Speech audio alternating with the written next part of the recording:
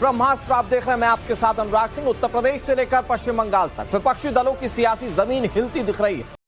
SIR की कार्रवाई के बाद जो तस्वीर सामने आई उससे कई पार्टियों पर सवाल उठने लगे। दरअसल एसआईआर यानी कि स्पेशल इंटेंसिव रिवीजन की प्रक्रिया के दौरान कहीं घुसपैठियों की पहचान हो रही है तो कहीं फर्जी वोटर्स के नाम वोटर लिस्ट से हटाए जा रहे हैं। सबसे बड़ा दावा पश्चिम बंगाल को लेकर सामने आया।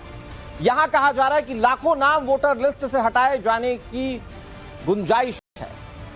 और उत्तर प्रदेश की बात की जाए तो हजारों नहीं बल्कि लाखों घुसपैठियों की पहचान की बात अब तक सामने आ चुकी है।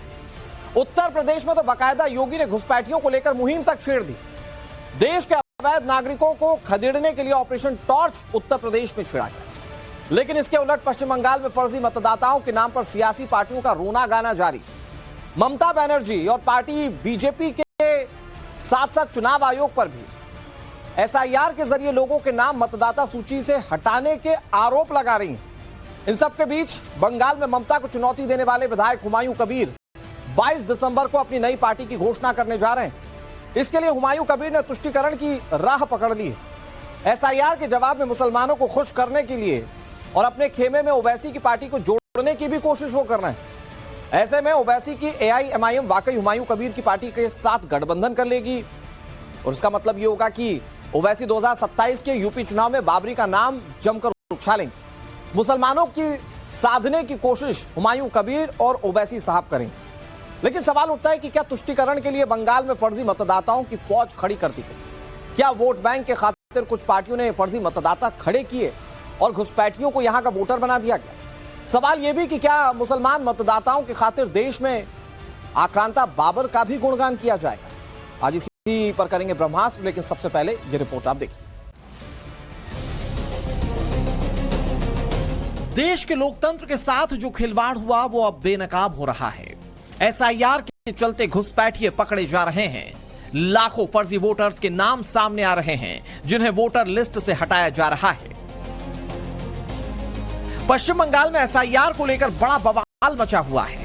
टीएमसी ने चुनाव आयोग पर कई आरोप लगाए, लेकिन पहले चरण के एसआईआर में जो आंकड़े सामने आए हैं वो वोट बैंक की फैक्ट्री पर प्रहार करने वाला है, क्योंकि फर्जी मतदाताओं की इस फैक्ट्री पर चुनाव आयोग का ताला लगने वाला है। सूत्रों के मुताबिक जो आंकड़े सामने आए वो चौंका देने वाले हैं। पहले फेज के एसआईआर ड्राफ्ट में 58,80,000 वोटर्स के नाम हैं, जिनमें 24 लाख ऐसे वोटर्स हैं जिनकी मौत हो चुकी है। 12 लाख मतदाताओं को ट्रेस नहीं किया जा सका। 19 लाख वोटर्स दूसरी जगह जा चुके हैं। पुरानी लिस्ट में करीब 1,37,000 फर्जी या डुप्लीकेट एंट्रीज हैं, जिन्हें अब बंगाल के वोटर लिस्ट से बाहर किया जाएगा।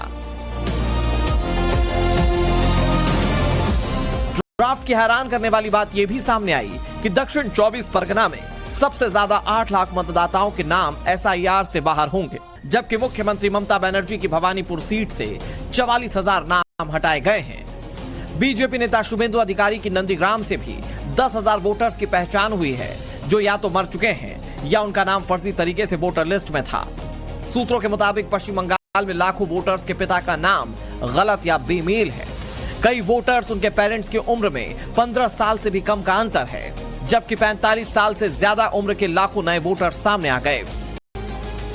चुनाव आयोग ने एक अभियान चलाया शुद्ध मतदाता सूची बनाने का, और मुझे लगता है उसमें तमाम कारणों से तमाम लोगों के नाम हट रहे हैं और उसी हिसाब से ये 58 लाख नाम हटे होंगे। कई लोग उन पदों पे नहीं रहते, कई लोग मृत हो चुके हैं, कई लोग वहां पर जहां रहते थे वहां से दूसरी जगह शिफ्ट हो चुके हैं। ऐसे तमाम कारणों के कारण ये नाम कट रहे हैं। मुझे लगता है एक शुद्ध मतदाता सूची सामने आएगी, लोगों को वोट डालने में आसानी होगी।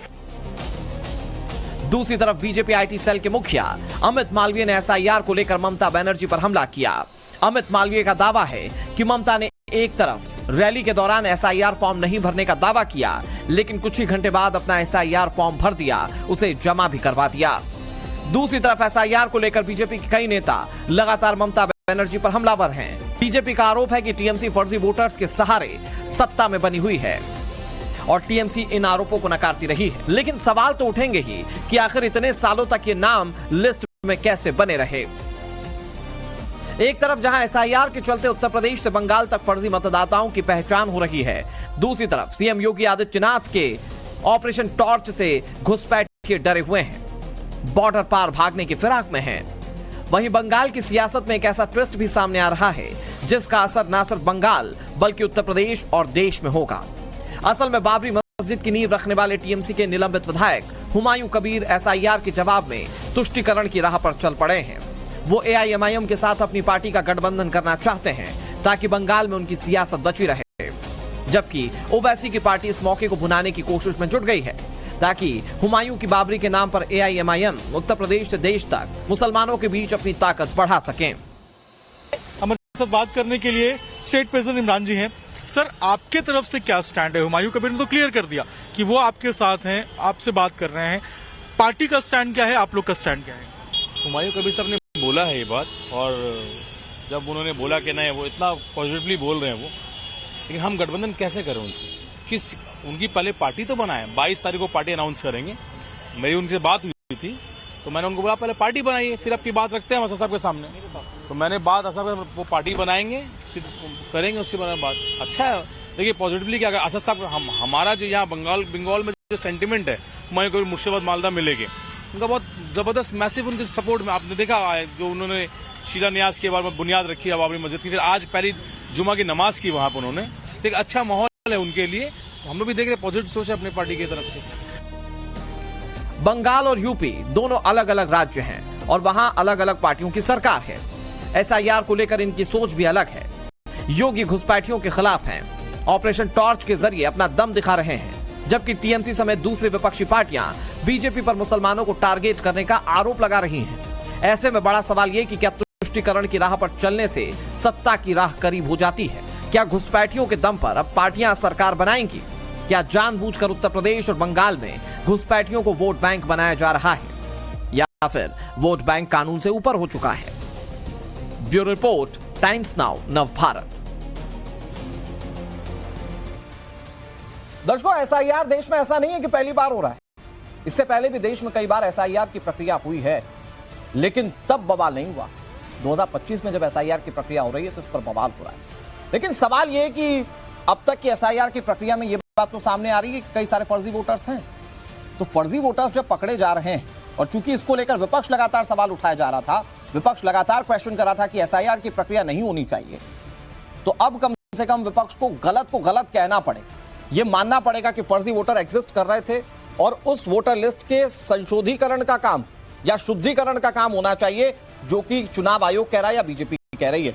बातचीत करने के लिए कई सारे मेहमान जुड़ गए, उनका तारुफ आपसे करा दें। हमारे साथ प्रियंका टिब्रेवाल जुड़ गई जो कि भारतीय जनता पार्टी की प्रवक्ता है, अमितोष पारीक हमारे साथ जुड़ गए जो कि वीएचपी के प्रवक्ता है, अवधेश कुमार हमारे साथ जुड़ गए, जाने माने वरिष्ठ पत्रकार, हमारे साथ अशोक यादव जुड़ गए, समाजवादी पार्टी के प्रवक्ता, बादल देवनाथ हमारे साथ जुड़ गए राजनीतिक विश्लेषक के रूप में, और मोहम्मद नसीफ अंसारी हमारे साथ जुड़ गए, नफीस अंसारी हमारे साथ जुड़ गए, एआईएमआईएम के नेता है। सभी मेहमानों का स्वागत है। मैं शुरुआत बादल दा आप ही से करता हूं। भाई, जब तक कुछ सामने नहीं आ रहा था, गलतियां पकड़ी नहीं जा रही थी, आप लोगों ने सवाल